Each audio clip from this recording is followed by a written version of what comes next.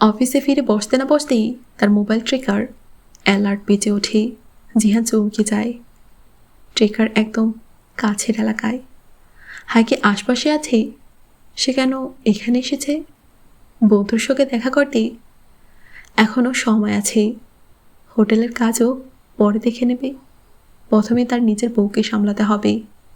জিহান পোশাক পাল্টে জিন্স পরে রাফ চেহারা বানিয়ে মাথায় পিকআপ পরল। তারপর অফিসের প্রাইভেট লিফট দিয়ে নিচে নেমে শেষ তলা থেকে পিছন দিকে বেরিয়ে যায়। কাছাকাছি জায়গা থেকে একটি ঘোড়ার গাড়ি নিয়ে তাকে ফুলের বাজারে ঘুরতে বলল। অবশেষে যখন হায়াকে ফুলের স্টলে দেখতে পেল, সে ঘোড়ার গাড়ি থেকে নেমে আবার হোটেলের পিছনের পার্কিংয়ের দিকে ফিরে এলো। একটি কাজ করতে সে ভুলে গিয়েছে এবং হায়া তাকিয়ে থাকলেও এই কাজটা তাকেই করতে হবে। সে নিজের গার্ডকে ওয়ালেটে থাকা হার ছবি দেখালো। এই মেয়েটিকে কখনো তোমার আশেপাশে দেখেছ? না স্যার। গার্ড মাথা নাড়ল। ঠিক আছে, যদি কখনো সে এই দিকে দিয়ে হোটেলে ঢোকার চেষ্টা করে তাহলে ওকে ভেতরে ঢুকতে দেবে না, আর সঙ্গে সঙ্গে আমাকে জানাবে। ঠিক আছে, ঠিক আছে স্যার। গার্ড সঙ্গে সঙ্গে মাথা জাগালো। জিহান ওয়ালেট আবার পকেটে রেখে দেয়। এখন তার বউ, যে কিনা তার উপর গুপ্তচর বৃত্তি করছে, তাকে হাতে নাতে ধরতে হবে। তারপর তাকে ভালো করে লজ্জা দিতে হবে যাতে আর কখনো তার পিছু নেওয়ার চেষ্টা না করে। তারপর সে ইসার পাহাড়ের দিকে পথে হাঁটা শুরু করল। যেহেতু সে আগে বলেছিল যে 3 বছর পর এখানে এসেছে, তাই এই বিষয়টি বিশ্বাসযোগ্য রাখতে মাঝে মাঝে পথ ভুলে যাওয়ার ভান করল। প্রত্যাশা মোতাবেক হায়াতে পুরোপুরি সন্তুষ্ট হলো। ইসার পাহাড়ের সবুজে ঘেরা অংশে জিহান টের পেল হায়াতিনটি মুক্তই পড়িয়ে এসেছে, আর গলায় থাকা চেনটি বাহারের। সেটা জিহান চিনতে পেরেছে। তবে সে একটি পার্থক্য লক্ষ্য করল। হায় সাধারণত গলায় ওড়না ঝুলিয়ে রাখত, কিন্তু আজ শালটি কাঁধে ভালোভাবে জড়িয়ে রেখেছে। সম্ভবত এটা আয়েশের প্রভাব, অথবা আয়েশে তাকে হালিমা ওসমানের কাছে নিয়ে গেছে। যাই হোক, এই অদৃশ্য পরিবর্তনটি জিহানের ভালোই লেগেছে। তাছাড়া এই পরিবর্তন না হলেও সে হায়কে তার সব গুণ দোষসহ আগে মেনে নিয়েছে। যখন সেখানে বসে হায় তাকে জিজ্ঞেস করল জিহান কখনো দগ্ধ হওয়ার ব্যাপারে ব্যথা অনুভব করেছে কিনা, এক মুহূর্তেই তার স্মৃতিতে ভেসে উঠল যেন সেই অন্ধকার দিন রাতগুলো। কিন্তু সে বিষয়টা এড়িয়ে যায়। নিজের ক্ষত থেকে সহানুভূতি পাওয়া তার স্বভাব নয়। হায়ের সঙ্গে কথা বলতে বলতে সে আগুনের পাশে বসেই থাকা ছেলেদের একটি দলকে দেখল।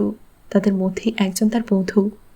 এখনও তাদের দেখা করার সময় হয়নি, তবু ছেলেটিকে দূর থেকে দেখেই সে চিনে ফেলেছে। ছেলেটির বয়স কম, সম্ভবত 25 বছর।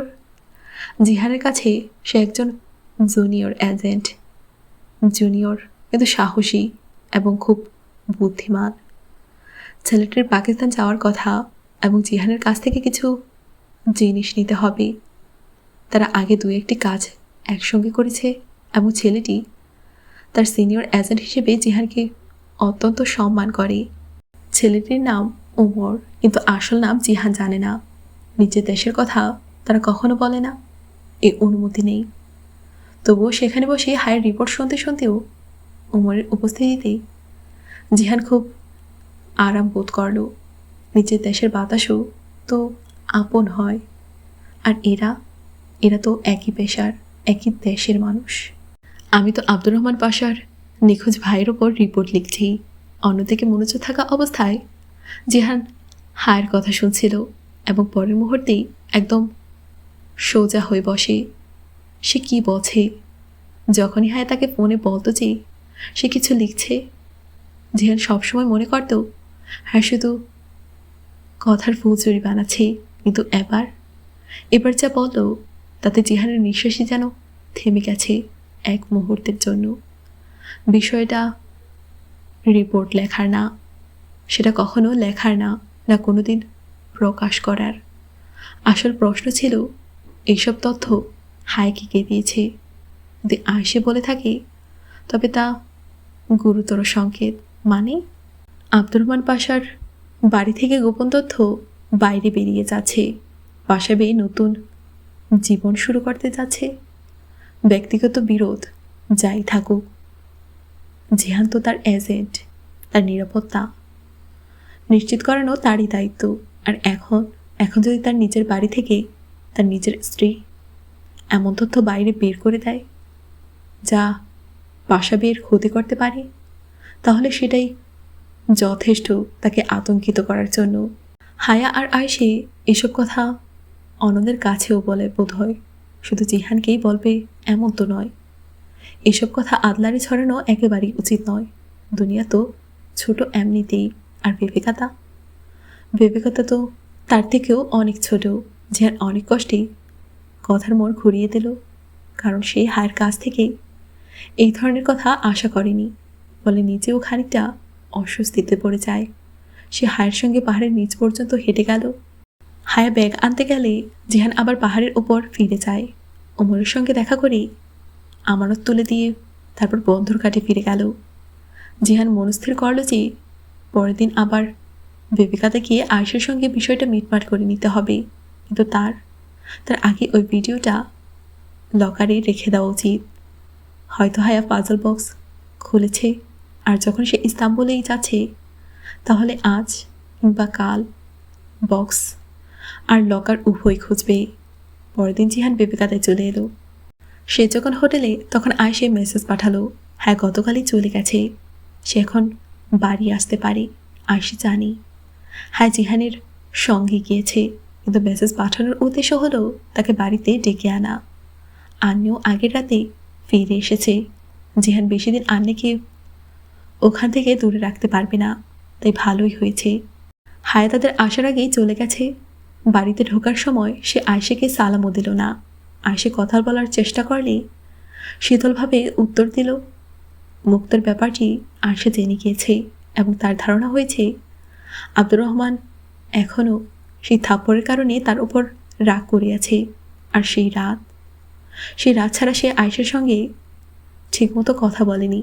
আয়েশে আবারও ক্ষমা চাইতে এলো, কিন্তু জিহান যখন হায়কে পাশাবির ব্যাপারে কিছু বলার জন্য আয়েশাকে ধমকালো, তখন আয়েশা অভিমান নিয়ে ফিরে যায়। স্টাডি রুম থেকে দরকারি জিনিস নিতে গিয়ে হঠাৎই জিহানের চোখে পড়ল টেবিলে রাখা পাজল বক্সটির ওপর। সে থমকে দাঁড়ালো। বক্সটি তুলে উল্টে পাল্টে দেখল পুড়ে যাওয়া ধারের দাগ, উঁচু হয়ে থাকা শুকনো রেখাগুলো, 6টি খুব। সব কিছু মিলিয়ে দেখে সে নিশ্চিন্ত হলো এইটাই সেই পাজল বক্স। যেদিন সে হাসিমকে আয়েশা থেকে বক্স আনতে বলেছিল তখন এটা এই অবস্থায় ছিল না।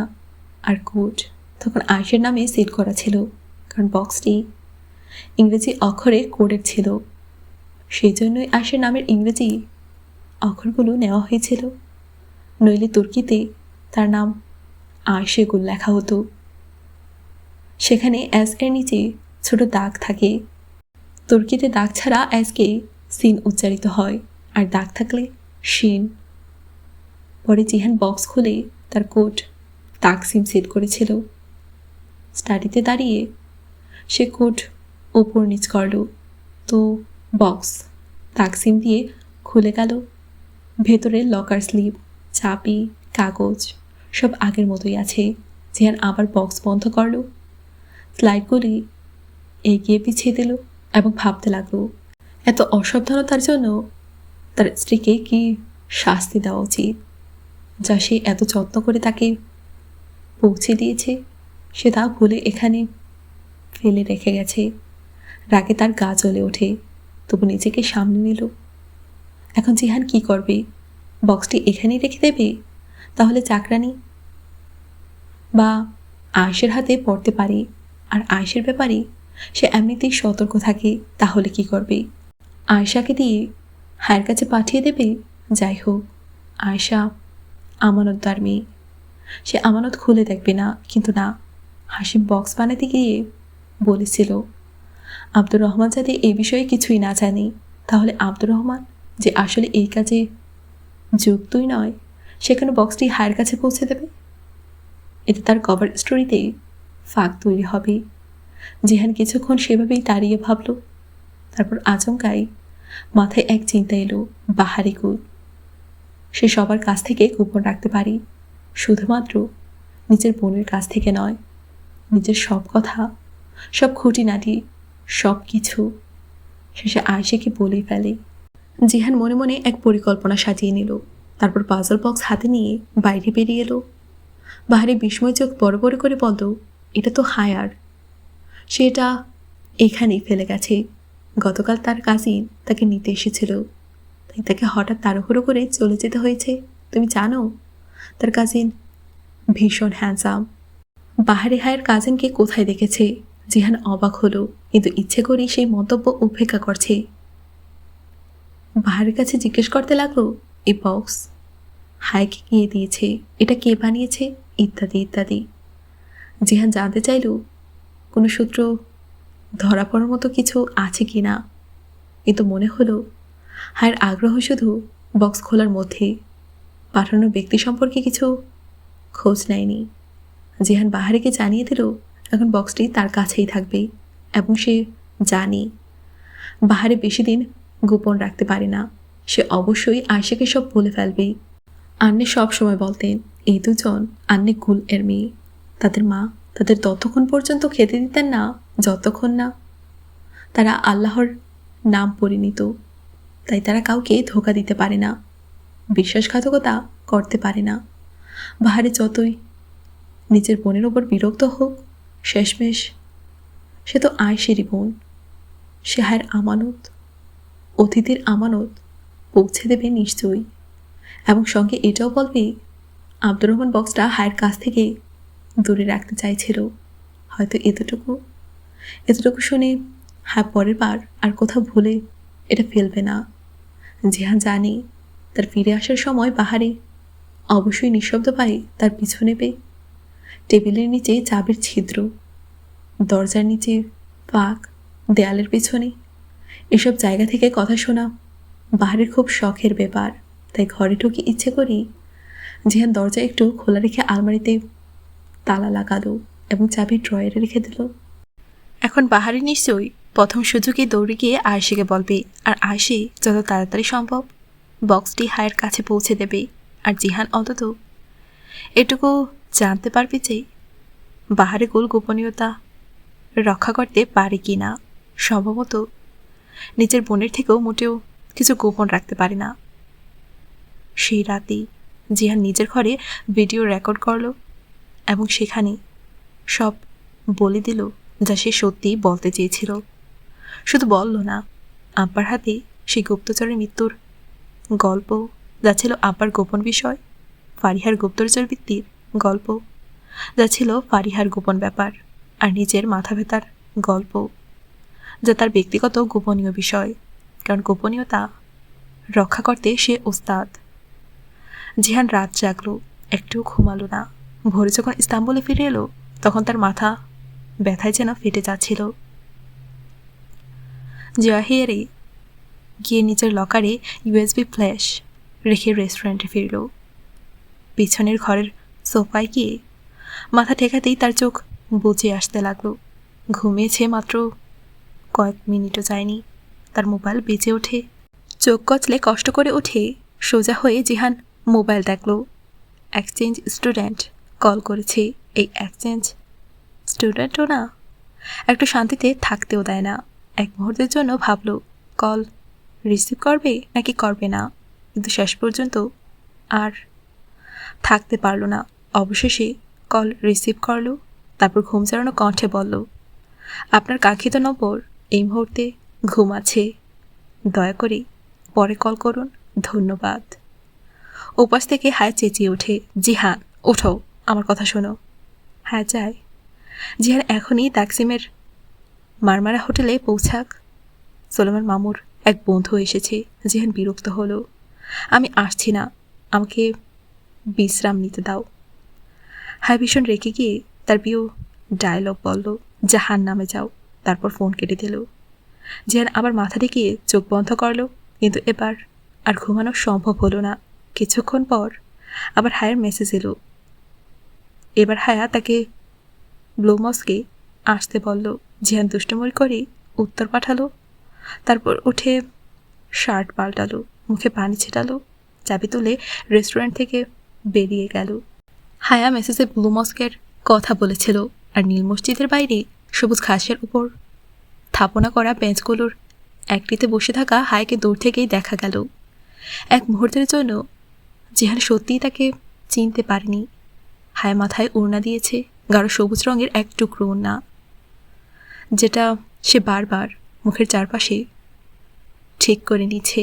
যেহেতু তার মাথায় ওড়না নেওয়ার অভ্যাস ছিল না, তাই বারবার সেটি মাথা থেকে পিছলে যাচ্ছে। নীল মসজিদের বাইরে কবুতরগুলো ডানা ঝাপটাতে ঝাপটাতে ফরফর করে উড়ে বেড়াচ্ছিল।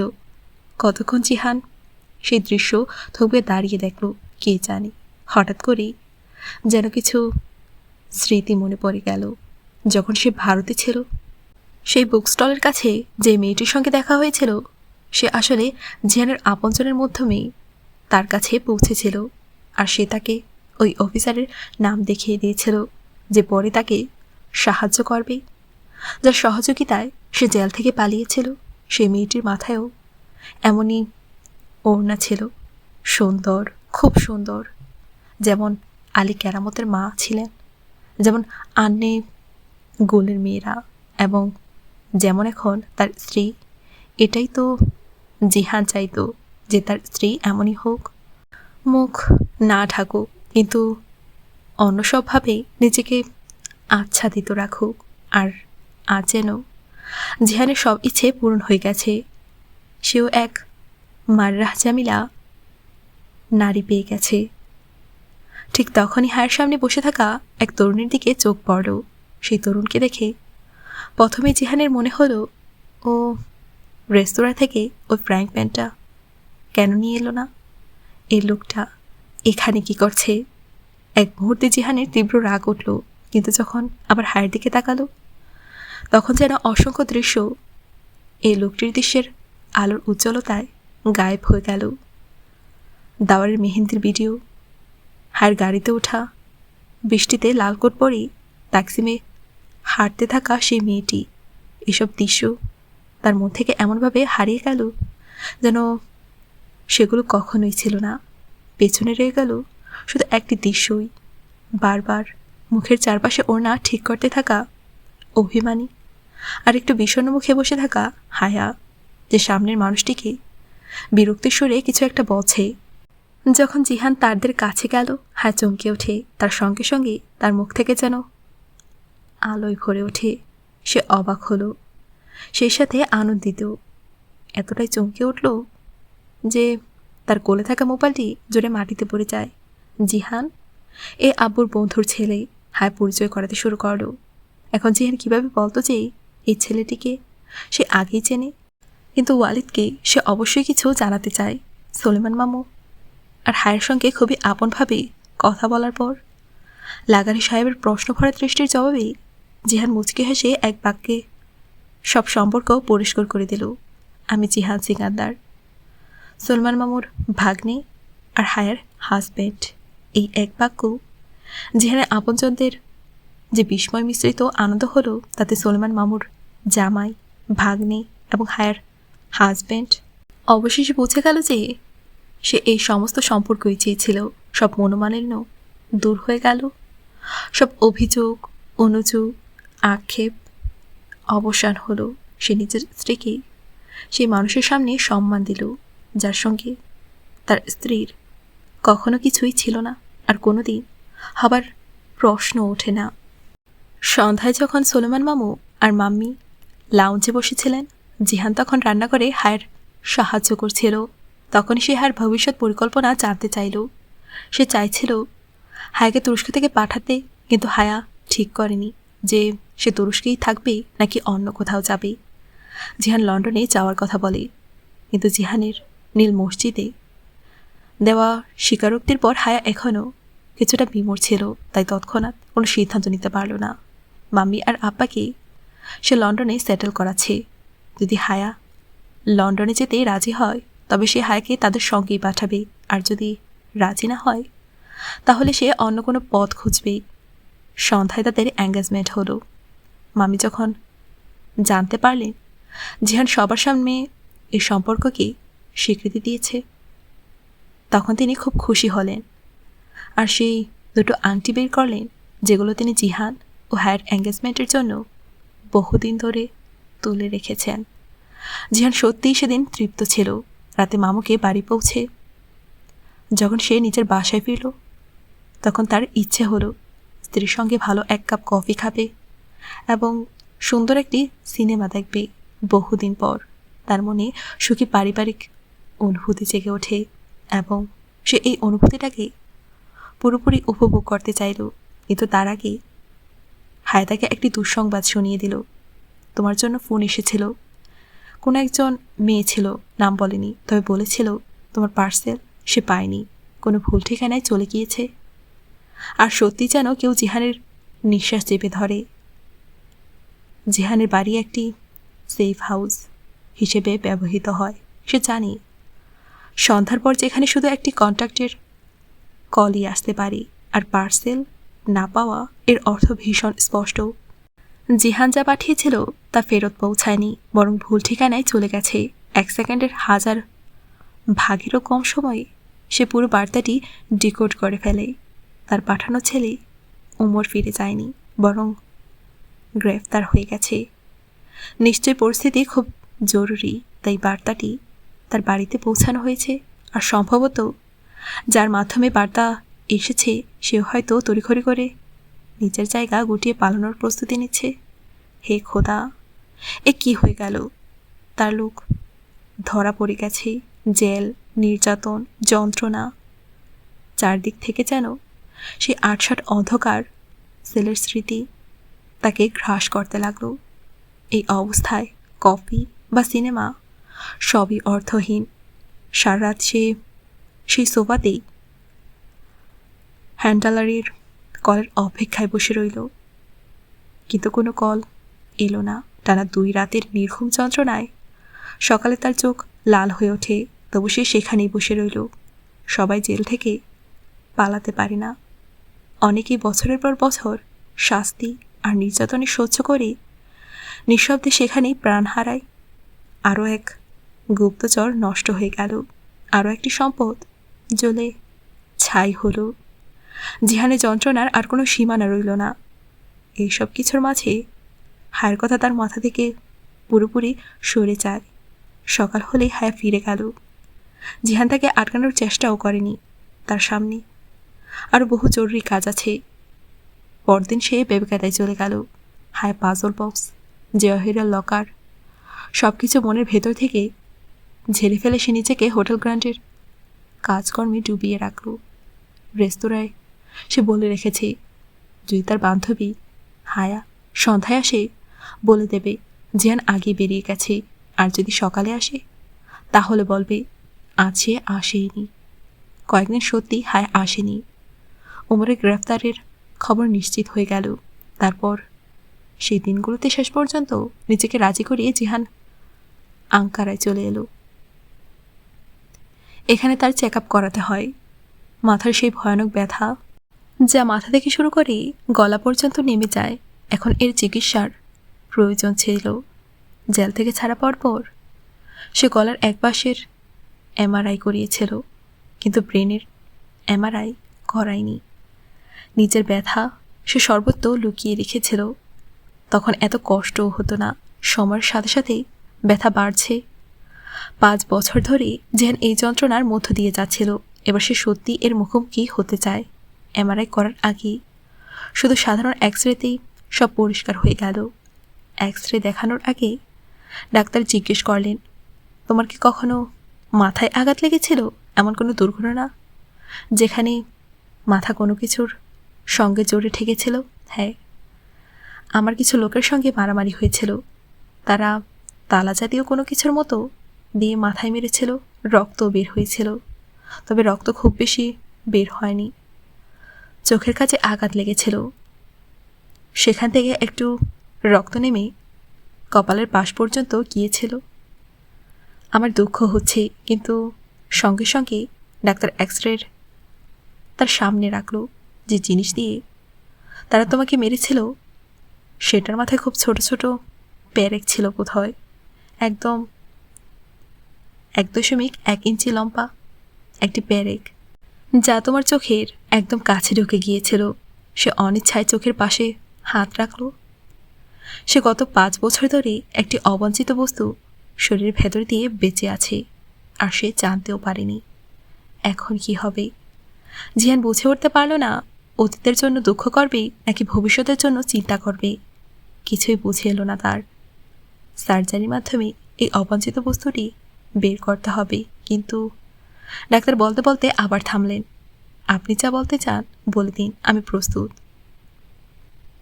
দেখো, চিকিৎসার ইতিহাসে অনেক ঘটনা আছে যেখানে মানুষ বছরের পর বছর শরীরে কোনো অবাঞ্ছিত বস্তু নিয়ে বেঁচে থাকে আর জানিও না।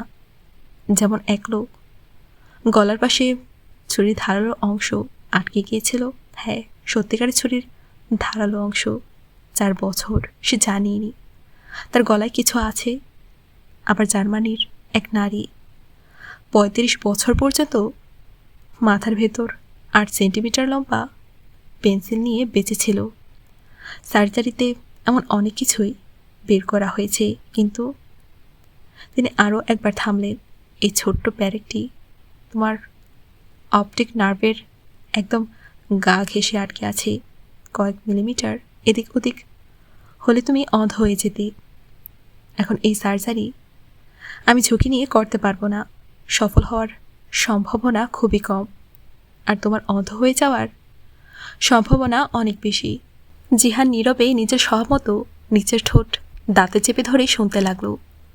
মাঝে মধ্যেই জিহান ভাবত সে খুবই ভাগ্যবান যে কোনো স্থায়ী আঘাত ছাড়াই জেল থেকে বের হতে পেরেছে এবং সেনাবাহিনীর জন্য অকার্যকর হয়ে যায়নি। কিন্তু সে ভুল ছিল। জেলের অফিসাররা তাকে প্রথম দিনই বলেছিল, আমাদের জেল থেকে কেউ মৃত বা পঙ্গু না হয়ে বের হয় না। তারা ঠিকই বলেছিল, ওরা একদম ঠিকই বলেছিল। তাহলে আমি কি করব? অনেকক্ষণ পর জিয়ান জিজ্ঞেস করে। ডাক্তার মাথা নেড়ে না করলেন। তুমি দ্বিতীয় আরেকটা মতামতের জন্য অন্য কোনো ডাক্তারের কাছে যেতে পারো, দেশের বাইরে চলে যাও। জার্মানিতে যাওয়াটাই ভালো হবে।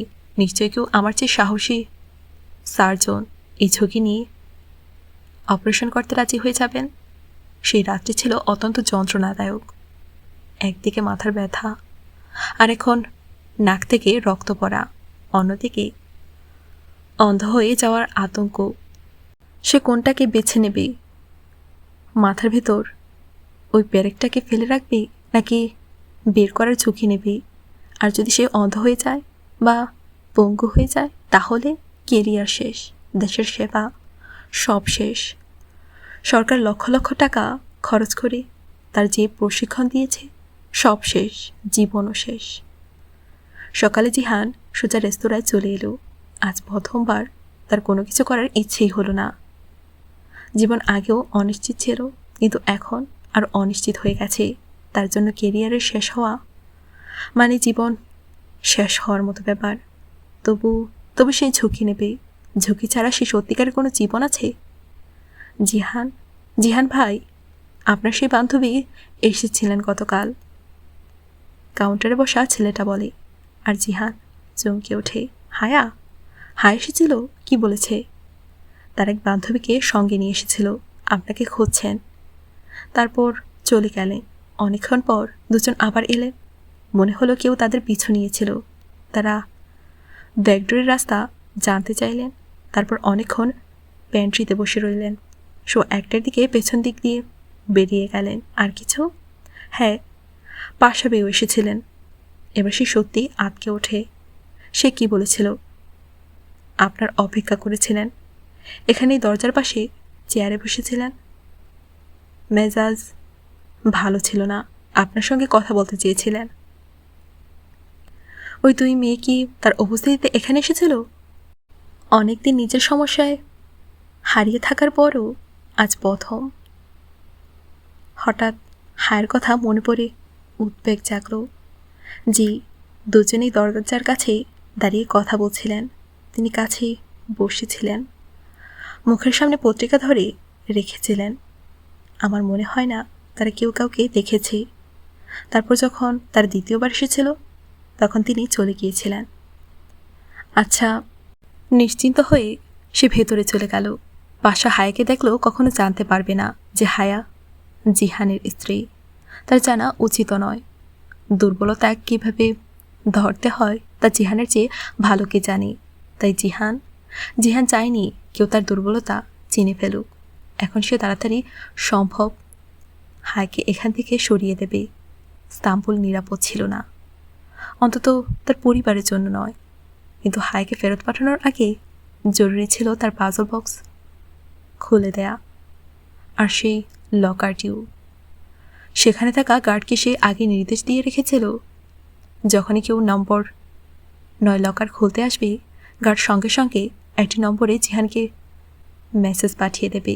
কিছু টাকা দিয়ে গার্ড এ কাজ করিতে রাজি হয়ে গিয়েছিল। আর এখনও পর্যন্ত কেউ লকার খুলতে আসেনি। যখন সে আবার বেবগাতায় গেল, সে নিজের আলমারি পরীক্ষা করে। পাজল বক্সটি সেখানে নেই। হয়তো আয়সে নিয়ে গেছে, কিংবা সেটি আবার হায়ের কাছে ফিরে গেছে। ঠিক এটাই জানতে সে বাহারিকে ডেকে পাঠালো। বাহারে মাথা নিচু করে উপরতলা এলো এবং স্পষ্টভাবে বলে সে পাজল বক্সটি হায়কে দিয়ে দিয়েছে। কয়েক মুহূর্ত জিহান কিছুই বলতে পারল না। তার অনুমান ঠিকই ছিল। বাহারি কুল আয়সে থেকে কোনো কথা গোপন রাখতে পারে না। নিশ্চয়ই সে প্রথমেই সব আয়সেকে বলে দিয়েছে। সে বাহারের উপর রাগ করল না। রাগ করার মতো কিছু ছিল না, বরং সে বাহারের সামনে বসে নিজের গোপন বিষয় নিয়ে জিজ্ঞেস করতে লাগলো। তাহলে তো তোমার অন্য প্রতিশ্রুতিটাও আমার বিশ্বাস করা উচিত নয়। এখন আগের চেয়েও বেশি জিহানের সেই প্রতিশ্রুতির প্রয়োজন। জিহান সেই পাকিস্তানি স্পাইকে জানাজা দিতে পারেনি, যাকে সে বাবার সঙ্গে কবর দিয়েছিল। কিন্তু হয়তো বাহারি তাকে জানাজা দিতে পারবে। যদিও কভার ব্লো হয়ে গেলে সবাই চেনার কথা অস্বীকার করে দেয়, কিন্তু বাহারি বলেছিল সে কখনো তা করবে না। পুরো আদালার, এমনকি পুরো তুরস্ক তোমাকে ছেড়ে দিলেও বাহারিকেও তোমাকে কখনো ছাড়বে না। কিন্তু যখন জিহান বাহারের নতুন বান্ধবীর হায়ের কথা তুলল, বাহারের মুখে তীব্র রাগ ফুটে উঠল। হায়কে বাহারের খুবই পছন্দ করত, কিন্তু আব্দুর রহমান হায়ের প্রতি আগ্রহ দেখাচ্ছে এটা বাহারের পছন্দ হতো না। সে তার কাজিনকে পছন্দ করে, আর তার কাজিন খুবই হ্যান্ডসাম। নিজের মতো করে বাহারি আব্দুর রহমানকে প্রতিদ্বন্দ্বীর মতো পৌঁছানোর চেষ্টা করে। হায়ের কাজিনকে বাহারি কোথায় দেখল এটি সে পরে আয়েশাকে জিজ্ঞেস করবে, কিন্তু আপাতত সে হায়ের দৃষ্টিতে আব্দুর রহমানের কী অবস্থান সেটা জানতে চাইল। তখন বাহারি সরাসরি বলল, হায় তোমাকে মোটেও পছন্দ করে না, এটা সত্যি। এই কথা শুনে জিহান বাহারের সামনে থেকে উঠে গেল। বেশিক্ষণ থাকলে বাহারে ধরে নেবে। আব্দুর রহমান তাকে ক্ষমা করে দিয়েছে, কিন্তু আয়েশের মতো বাহারকেও জিহান এই ধারণা দিতে চায়নি। জিহান তাদের মতো নয় যারা যুদ্ধ খুব সহজেই ভুলে যায়। তখন বাহারে জিহানকে দাদা লেখক সম্পর্কে জিজ্ঞেস করে। সে একটু চমকে ওঠে, তারপর হালকা স্বীকার করল। কিন্তু বাহারের পরের কথাটি সত্যিই জিহানকে বিস্মিত করল। সে কেন খেয়াল করেনি যে পাজল বক্সটি সে বাহারিকে দিয়েছিল আর সেটি হায়কে দিয়েছিল। দুটোর ধাঁধা লেখার ধরন একরকমই, অথচ একটি দিয়েছিল আব্দুর রহমান পাশা আর অন্যটি দিয়েছে মেজর আহমেদ। দুটো একরকম হওয়া উচিত নয়। হায় যেমন করে তা ধরে ফেলেছে, আয়েশেও নিশ্চয়ই ধরে ফেলেছেন। আব্দুর রহমানের আসল পরিচয় মেজর আহমেদ, এটা আয়েশের জানতে পারা উচিত নয়। সন্ধ্যায় সে বিশেষভাবে এই কারণে আয়েশের কাছে গিয়েছিল, কিন্তু হায় তার সামনে কোনো মেজর এর নাম তোলেনি। এতে জিহান স্বস্তির নিঃশ্বাস ফেলল। বিষয়টি নিরাপদ আছে। তারপর হঠাৎ মনে পড়ায় সে জিজ্ঞেস করল, বাহারে বলেছিল হায়ের কাজিন নাকি খুব হ্যান্ডসাম। তুমি তো এবার তাকে সঙ্গে আনোনি যখন আমি হায়ের সঙ্গে দেখা করতে গিয়েছিলাম। তাহলে সে কীভাবে জানল? আয়েশে মুখ লজ্জায় লাল হয়ে ওঠে। না, আসলে হাই তাকে বলেছিল যে তার বিয়ে তার কাজিনের সঙ্গে হয়ে গেছে, তাই বাহারি বারবার আমাকে জিজ্ঞেস করেছিল তার কাজিন কেমন। আমিও বলে দিয়েছিলাম খুব ভালো, যা সত্য তাই বলেছি। এই কথা বলে আয়সে ঘাবড়ে গিয়ে মাথা নিচু করে কাঠি দিয়ে টেবিলে খোঁচাতে লাগলো। থ্যাংক ইউ আয়সে, তুমি সবসময় আমাকে সাহায্য করেছ। যদি কোনো দিন আমি তোমার কাছে অন্য কোনো উপকার চাই, তুমি কি আমার সেই উপকার করবে? জিহান খুব গম্ভীরভাবে নিরাবেগ কণ্ঠে প্রশ্ন করে। আয়সে মাথা তুলে তার দিকে তাকালো। কয়েক মুহূর্ত তাকিয়ে রইল, তারপর মাথা নেড়ে সম্মতি দিল। তুমি আমার উপর ভরসা করো না, যদিও তোমার করা উচিত। তারপর যেন সে কিছু বলতে বলতে থেমে যায়। এরপর মাথা চাকিয়ে আবার কাজে মন দিল। সে নিশ্চয়ই মুক্তগুলোর ব্যাপারে জানতে চাইত, কিন্তু কী লাভ? একদিন জিহান হায়াকে মেজর আহমেদের পক্ষ থেকে ফোনও করে ফেলল। ওর কথাবার্তায় এমন কোনো ইঙ্গিত সে পেল না যে হায়া বুঝে গেছে বক্সটি আসলে আব্দুর রহমানের পক্ষ থেকে এসেছিল। সেদিন হায়া কিছুটা বিরক্ত হলো, হয়তো ক্লান্ত হয়ে গিয়েছে। যাই হোক, আজ অথবা কাল এই খেলা শেষ হয়ে যাবে। কয়েকদিন একই রুটিনেই কেটে গেল। সকালে হোটেল গ্র্যান্ড, তারপর দুপুরে ফেরি ধরে ইস্তাম্বুলে ফেরা। তাই এ হাবিব বাসা এখন আবার ইস্তাম্বুলে ফিরে এসেছে এবং আগের মতোই চাপ প্রয়োগ করতে শুরু করেছে। যে প্রতিজ্ঞা করেছিল এবার সেটা পূরণ করো। জবে জিহান কাজ করে দিতে বাসা বেঁকে মানা করছিল না, কিন্তু আর একটু সময় চাচ্ছিল মাত্র। যদিও তাই ভাবি নিজের জায়গা থেকে ঠিকই আছে। ইস্তাম্বুলে তার জীবন সংকীর্ণ হয়ে পড়েছে।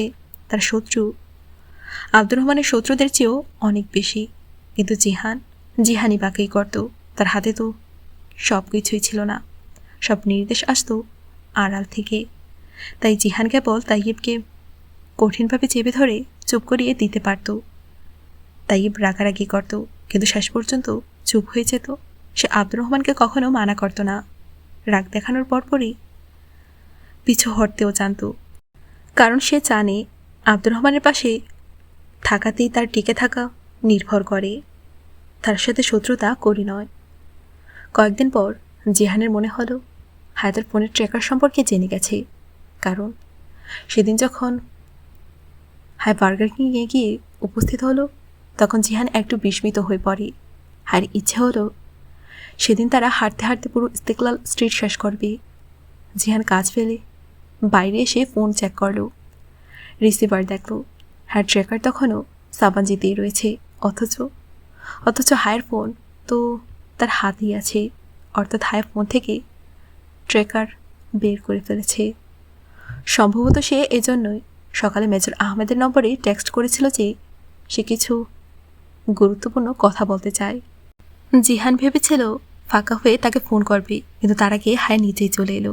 ওরা দুজন হালকা কথাবার্তা বলতে বলতেই ইস্তেকলাল স্ট্রিট ধরে এগিয়ে চলছিল। জিহানের মনে পড়ল যেদিন হায়া তার জিঞ্জার ব্রেড হাউস ভেঙেছিল, সেদিন সে হায়ার ডর্মের বাইরে দাঁড়িয়ে টাইমআউট কল দিয়েছিল। জিহান ভাবল হয়তো তার উপস্থিতিতে আবার কল এলে হায়া তাকে তার সমস্যাটা খুলে বলবে। সেদিন হায়া এটা সেটা বলে এড়িয়ে গিয়েছিল। আজ সে ঠিক করলো আবার এই কৌশল ব্যবহার করবে। এতদিনে কি তাদের মধ্যে সেই বিশ্বাসটা তৈরি হয়েছে যাতে হায়া তাকে সব খুলে বলতে পারে? জিহান জুস আনতে এক ক্যাফেতে ঢুকলো। সে রেকর্ডিং চালায়নি। হায় কল ধরলেই লাইন কেটে যাবে। ও ভাববে অন্য পাশ থেকে কল কেটে দেওয়া হয়েছে। জিহান জানতে চায় হ্যাঁ সেই কলের ব্যাখ্যা কি দেয়। ওরা গলি ধরে বেশ এগিয়ে গিয়েছিল। হ্যাঁ তাকে লন্ডনে যাওয়ার কথা জিজ্ঞেস করেছিল ঠিকই, কিন্তু তার নিজের ইচ্ছে ছিল বেবেকাতাতেই থাকা। আমি আমার বান্ধবীদের সঙ্গে বেবেকাতাতে থাকতে চাই। হায় নিরাসক্ত ভঙ্গিতে কাজ হাঁকিয়ে বলছিল। হাঁটার সময় হায়ার মুখের চারপাশে ওড়না জড়িয়ে রেখেছিল, যা জিহান চেয়েছিল তা কখনো হায়া মুখ ফুটেও বলেনি, তবুও সেটাই হয়েছে। এরপর সে আর কি চাইবে? ব্যাস, দুজনের মধ্যে বিশ্বাসের সম্পর্ক একবার তৈরি হলে জিহান হায়াকে নিজেই বলে দেবে যে হায়াকে এই জান্নাতের পাতা আবৃত দেখতে কত সুন্দর লাগে। তখন জিহান হায়াকে একটি ছোট কৌশল দেখে হাতে বাজ করা সংবাদপত্রটি ধরিয়ে দিল। আর ঠিক তখনই হায়ের মোবাইল বেজে উঠল। হায় স্ক্রিনে তাকিয়ে কল কেটে দিল। মেজর আহমেদের কল। কিছু কাজ ছিল তার সাথে। হায় খুব স্বাভাবিক গলায় বলে। আর জিহান বুঝতে পারল না তার কি বলা উচিত। সে আশা করেনি হায় এত সহজে স্বীকার করবে। জিহান জিজ্ঞেস করলে হায় শুধু মেজর আহমেদের পরিচয়টুকু বলে, আগে পিছে আর কিছুই বলল না। সত্য বলা আর বিশ্বাস করা এই দুটোর মাঝে গভীর ও বিস্তর পার্থক্য আছে। তাদের মধ্যে সত্য বলার সম্পর্ক তৈরি হয়েছে, কিন্তু বিশ্বাসের সম্পর্ক এখনও হয়তো তৈরি হয়নি। না জিহান হায়াকে নিজের সত্য বলেছে, আর না হায়া গত কয়েক মাস ধরে তার জীবনে যা কিছু ঘটেছিল সেসব জিহানকে বলেছে। হায় চলে গেলে জিহান আবার রেস্তোরাঁয় ফিরে এলো। তার মন একদিকে শান্ত আবার অন্যদিকে অস্থির। হায় তাকে মিথ্যে বলেনি, কিন্তু তার উপর বিশ্বাসও করেনি। সে লন্ডনেও তার সঙ্গে যেতে চায়নি। সে বিবেকানন্দেই থাকতে চাচ্ছে। যখন দুজনের মাঝে কোনো বিশ্বাসের সম্পর্ক তৈরি হয়নি, তখন কোন অধিকারে বলে সে হায়কে নিজের ইচ্ছে মতো কিছু মানাতে পারে? এতদিনে জিহান বুঝে গিয়েছে হায় তুরস্কে এসেছে কেবল তার জন্যই, তার স্বামীর জন্যই। এখন সে তাকে এখান থেকে পাঠাতে পারবে কেবল তার নিজের কারণেই। ঠিক তখনই হায়ের কল এলো। সে কল কেটে নিজেই হায়াকে ফোন করে। এটা ছিল প্রথমবার যখন হায়া নিজে থেকেই মেজর আহমেদের সঙ্গে কথা বলতে চেয়েছে। আরও বিস্ময়ের কথা, আজ সে নিজেই বলে যে সে জিহানকে মেজর আহমেদের কথা বলে দিয়েছে। কেন? আপনি কেন বললেন? স্বামীর জানা উচিত তার স্ত্রী কার সঙ্গে কথা বলে। আর এই কথা শুনে জিহান হেসে ফেলে। এরপর হায়া তাকে সেই সব কথাই বলল যা সে আদলারে আব্দুর রহমান পাশা ও তৈয়ব হাবিব পাশার সম্পর্কে শুনেছিল। জিহান ধৈর্য নিয়ে তার সব কথা শুনল, তারপর বুঝল কিন্তু তার আসল আগ্রহ একটাই, আর এইসব কথা কার কাছ থেকে শুনেছে। কোনো কথার জবাবে হায়া আমি শুনেছি যে বললে সেই জায়গাতেই জিহান তার কথা থামিয়ে দিয়ে বলল, কার কাছে শুনেছেন?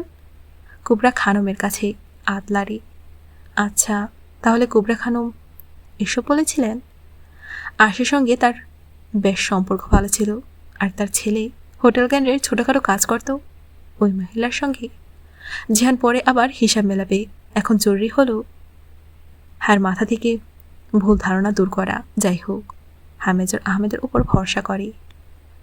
সেদিনই প্রথমবার হায় জিজ্ঞেস করেছিল, আপনি জান্নাতের পাতা কাকে বলেন? উত্তরে জিহান তাকে ছোটবেলায় আলী কেরামতের মায়ের কাছে শোনা সব কিছু বলেছিল। সেই অল্প বিস্তর গল্প, সম্পূর্ণ কথা, কোমল অনুভূতি, হৃদয়ে গেঁথে থাকা শব্দ, সবই জিহান বলতে লাগলো। এমনকি শেষ পর্যন্ত হায় মুগ্ধ হয়ে বলে উঠল, আপনি ভালো মানুষ, আপনি খুব সুন্দর কথা বলেন। হায় যদি জিহান বলতে পারত এই ভালো মানুষটিকে হায় জীবনে কোথায় কোথায় কি কি ছুঁড়ে মেরেছে। উফ!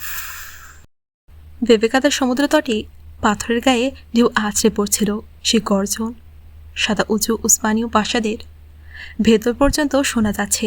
সাদা প্রাসাদ অন্ধকারে ডুবে আছে, শুধু স্টাডি রুমটা বাদে। ওখানে জিহানের চেয়ারে পেছনে মাথা টেকিয়ে বসে আছে। সামনে ল্যাপটপে ঝকঝকে স্ক্রিন খোলা সেই মেসেজ, যা তার আপনজনদের কাছ থেকে এসেছে। আদলারের কাজে সে শেষ ধাপে পৌঁছে গেছে। তাসের ঘরের মতো বানানো সে নেটওয়ার্কের শেষ ধাপ। তারপর তাকে গা ঢাকা দিতে হবে। কিছুদিন আড়াল থেকে সে আবার ইস্তাম্বুলে ফিরবে, একটা শেষ কাজ সেরে তারপর ফিরে যাবে নিজের দেশে। মেলটা পড়ার পর থেকেই সে আংটিগুলো আর চশমা খুলে টেবিলের উপর রেখে দিল। আর সেই সিগারেটের নেশা, এটা থেকেও তাকে যত তাড়াতাড়ি সম্ভব মুক্তি পেতে হবে। আব্দুর রহমান পাশাকে ছেড়ে দিতে আর খুব বেশি সময় বাকি নেই। তার মাথা ব্যথার আগের মতোই রয়েছে, আর অনেক চিন্তাভাবনার কারণে সে স্নায়ুর ওপর চাপও অনুভব করল। জার্মানিতে সে 15ই জুনের পর কোনো একটা তারিখ নিজের সার্জারির জন্য ঠিক করে রেখেছে। ডাক্তার তাকে আশা দিয়েছে যে অপারেশনে সফল হওয়ার সম্ভাবনা যতটুকু, ব্যর্থ হওয়ার সম্ভাবনাও ঠিক ততটুকুই। সে বেবিকাদা থেকে ব্যাকআপ করার আগে অপারেশনের ঝামেলায় পড়তে চায় না, তাই সে তারিখটা পরে নিয়েছে। এটা তার কাজের শেষ ধাপ। ভারতে শেষ ধাপে এসে সব কিছু বিগড়ে গিয়েছিল। শেষ ধাপেই যে বন্ধুর কাছে সে সাহায্য চাইতে গিয়েছিল সেই তাকে ধরিয়ে দিয়েছিল। মাথার ব্যথা সবসময় তাকে সেই বন্ধুর কথা মনে করিয়ে দেয়। সে জিহানের সাথে ভালো কাজ করেনি। মানুষ কখনো কখনো আপনার সাথে এত খারাপ আচরণ করে, এতটা খারাপ যে আর কিছুই বলার থাকে না। সব চিন্তার ছেড়ে সে ফোনটা তুলে একজন স্টুডেন্টের নম্বর বের করে। আমার কাছে আপনার জন্য একটা সারপ্রাইজ আছে, ARP। ছোট্ট মেসেজ লিখে সে হায়াকে পাঠিয়ে দিল। যখন হায়া জবাব দেবে তখন তাকে বার্গার কিংয়ে ডাকবে, সেখানে পাশাবে কেউ সে ডেকে নেবে। জিহান জানত হায়াকে কীভাবে সেই দৃশ্য দেখাতে হবে। যখন হায়া নিজের স্বামীকে সে নিখোঁজ শেহজাদার সাথে দেখবে তখন জিহানের কাজ সহজ হয়ে যাবে। হয় সে বুঝে যাবে যে এই আব্দুর রহমান পাশা, নয়তো তাকেই তাইয়ে হাবিবের বন্ধু ভেবে নেবে। দুটো অবস্থাতেই যে কোনো একটাতে সে জিহান থেকে দূরে সরে যাবে। তুর্কি ছাড়ে না হলেও অন্তত ইস্তাম্বুল ছেড়ে যাবে। পরে আগের মতোই জিহান হায়ের কাছে ক্ষমা চাইবে আর তা অভিমান ভাঙিয়ে নেবে। কিন্তু ওই ভিডিও, গভীর শ্বাস ফেলে জিহান মোবাইলটা রেখে দিল। ভিডিওটা এখনও লকারই আছে। যাওয়ার আগে যদি হায়া ওটা বের করতে না পারে তবে জিহান আবারও গিয়ে ভিডিওটা নিজের কাছেই নিয়ে আসবে। হায়া সংক্রান্ত সব কিছু 9 জুন থেকে 15 জুনের মধ্যে সেট আপ করতে হবে, এখনই নয়। জিহান রেস্টুরেন্টে পৌঁছে দেখলো তাই ভাবে তার জন্য অপেক্ষা করছে। তার আচরণ একই রকম আছে আর জিহানের আচরণও আগের মতোই আছে। কটা দিন ধৈর্য ধরো, আমি খুব তাড়াতাড়ি তোমার ফ্যামিলিকে বাইরে পাঠিয়ে দেব। আমি কথা বলছি, সব কিছু খুব তাড়াতাড়ি সেটেল হয়ে যাবে। জিহান নির্লিপ্ত কণ্ঠে বলতে বলতে রেজিস্টার চেক করে। আজ অদ্ভুতভাবে পাশে পেয়ে রাগ করেনি, গালাগালো করেনি, শুধু এতটুকু বলল, আশা করি তুমি খুব তাড়াতাড়ি আমার কাজটা করে দেবে জিহানবে। শেষ পর্যন্ত পরিবার সবার জন্যই গুরুত্বপূর্ণ, আমার জন্য, তোমার জন্য। তার শেষ বাক্যটা শুনি জিহান মাথা তুলে তার দিকে তাকালো। পাশাবে কোর্টের কলার ঠিক করে বিদায়ী হাসি মুখে নিয়ে পেছনের দরজার দিকে চলে গেল। হয়তো পাশাবে শুধু হুমকি দিয়েছে, সে আসলে জিহানের ফ্যামিলি সম্পর্কে কিছুই জানে না। এমনকি শুধু তাকে ভয় দেখাতে চেয়েছে। জিহান মাথা চাকিয়ে কাজে মন দিল। মানুষ নিজের ব্যক্তিগত সক্ষমতার উপর অতিরিক্ত ভরসা করলে অনেক সময় অন্যদের যোগ্যতাকে খাটো করে দেখে। জিহানের সাথেও ঠিক এমনটাই হয়েছে, তবে সে তখনও তা জানতো না। সন্ধ্যাবেলা জিহান স্বাভাবিকভাবে রেস্টুরেন্টের কিচেনে দাঁড়িয়ে মাংস কাটছিল। তখন হঠাৎ তার মোবাইলটা হালকা শব্দ করল। টোন শুনি সে বুঝে গেল মেসেজটা কার কাছ থেকে এসেছে, কিন্তু সে পকেট থেকে ফোন বের করল না। পাশে তার দুজন শেফ কাজ করছে, একজন পুরনো ওয়ার্কার আর একজন নতুন একটি তুর্কি ছেলে। তুর্কি ছেলেটিকে জিহানি কদিন আগে কাজে নিয়েছে আর সে জানত ছেলেটা তুর্কি এজেন্সির লোক। শুধু জিহানের ওপর নজর রাখার জন্যই এখানে কাজ করছে। তাকে কাজে রাখার লাভ হলো এখন জিহান নিজের ইচ্ছে মতো কথাগুলো তুর্কিদের কানে তুলে দিতে পারে। 3 দিকে ট্রিপল এজেন্ট হয়ে কাজ করা এভাবে তার জন্য আরও সহজ হয়ে গিয়েছিল। জিহান হাত মুছল, মাংসটা রেখে নীরবে বাথরুমের দিকে চলে গেল। ভেতরে দরজা লাগিয়ে দিয়ে মেসেজটা খুলল। কয়েক মুহূর্তের মধ্যে সে মেসেজ ডিকোড করে ফেলে। তারপর যেন চারপাশ অন্ধকার হয়ে গেল। ওই ছেলেটা ওমর, সে আর নেই। সে তাকে মেরেছে, কখন, কোথায় মেরেছে কিছুই জানা নেই। সময় যেন হঠাৎ করে অনেক বছর আগের আন্তাকিয়ায় ফিরে গেল। জিহান তখন নিজের ছোট ছোট হাত দিয়ে মাটি খুঁড়ছিল, সেই মাটি যেখানে থেকে আজও সুগন্ধ উঠে আসে। ওমরকে কবর দেওয়ার মতো মাটি কি জুটেছিল? জিহান কি কোনোদিন সেই মাটিটুকু পাবে? তার ভেতরে কষ্টের ঢেউ উঠছিল, প্রচণ্ড ব্যথার ঢেউ। বুকের ভেতর দাপাদাপি করতে লাগলো। সে ফোনটা পকেটে রেখে ট্যাপ চালু করে সিঙ্কের উপর ঝুঁকে মুখে পানি ছিটালো। তারপর মাথা তুলে আয়নায় নিজেকে দেখলো। সর্বোচ্চ আত্মসংযমের চাপে তার চোখ লাল হয়ে উঠেছে। দাদা বলতেন, মুমিনদের জন্য দুনিয়া হচ্ছে কারাগার। তিনি ঠিকই বলতেন। এই মুহূর্তে বার্গার কিংও জিহানের কাছে একেবারে কারাগারের মতোই মনে হচ্ছে। সে সব কাজ ফেলে কোথাও দূরে চলে যেতে চায়। বসফরাসের তীরে বসে অনেকক্ষণ কাঁদতে ইচ্ছে হলো তার। যদি দাদা বেঁচে থাকতেন তাহলে বলতেন, সৈনিকরা কাঁদে না। আহা, সে যদি তাদেরকে জিজ্ঞেস করতে পারত, যদি কোনো সৈনিকের বুক ব্যথায় ফেটে যেতে থাকে, আর যদি মনে হয় সারা শরীর জুড়ে ভাঙা কাচের টুকরো আঘাত করে ফালা করছে, তখন সে কী করবে?